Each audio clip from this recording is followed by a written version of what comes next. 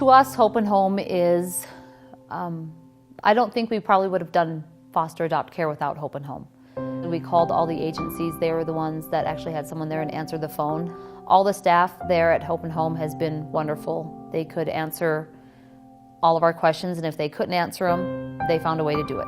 Anybody who's really considering foster or foster adopt care, just open your homes. The kids are there and they need a home.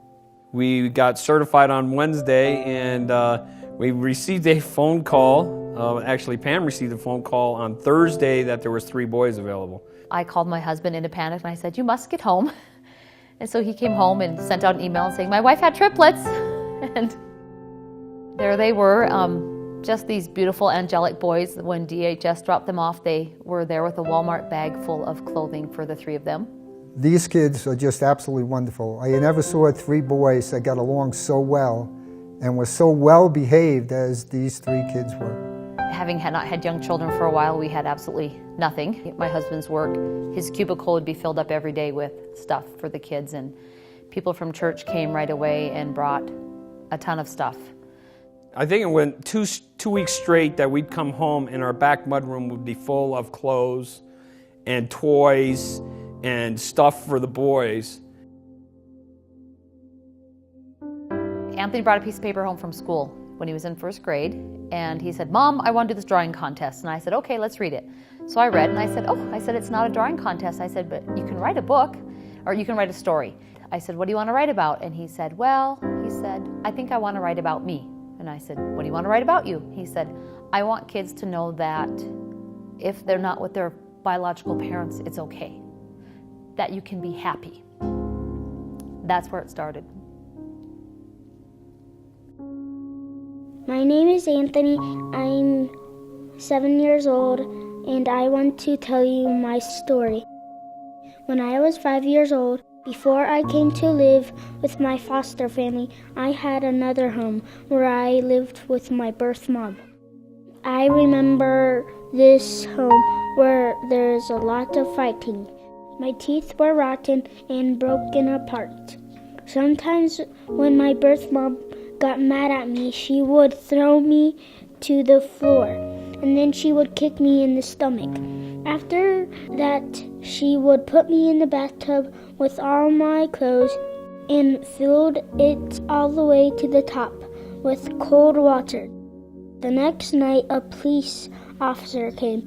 Someone called and told them that they could hear a lot of fighting and yelling at our house. The policeman looked at my stomach to see if it was all right. Next, we got in our car and went for a long drive. When she got to this new home, I saw some people I didn't know. They told me their names, and I told them all of our names. And I remember thinking that these people at my new home would not hurt me, like my birth mom did. My little brother and I be safe here.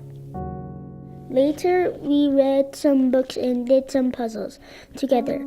And then 2 more big kids came to this house. I learned that these big kids lived here. Soon we had dinner, followed by a nice warm bubble bath. After that, it was time for bed.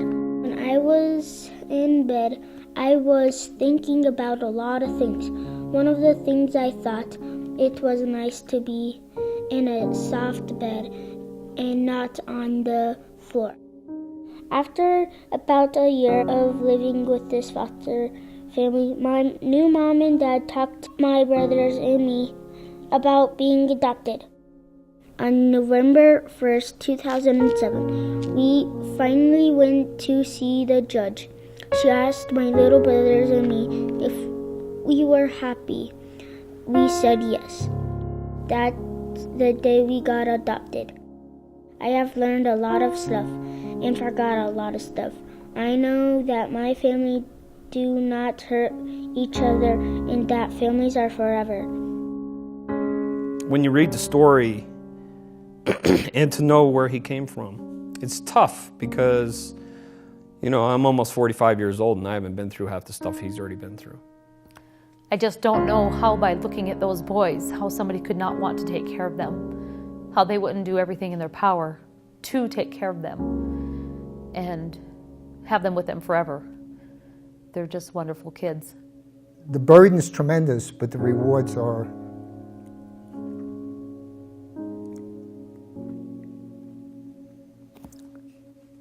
tremendous. We're convinced today that the younger boy would not be.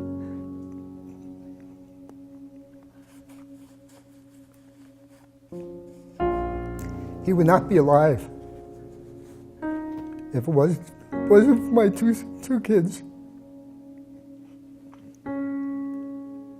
I believe that.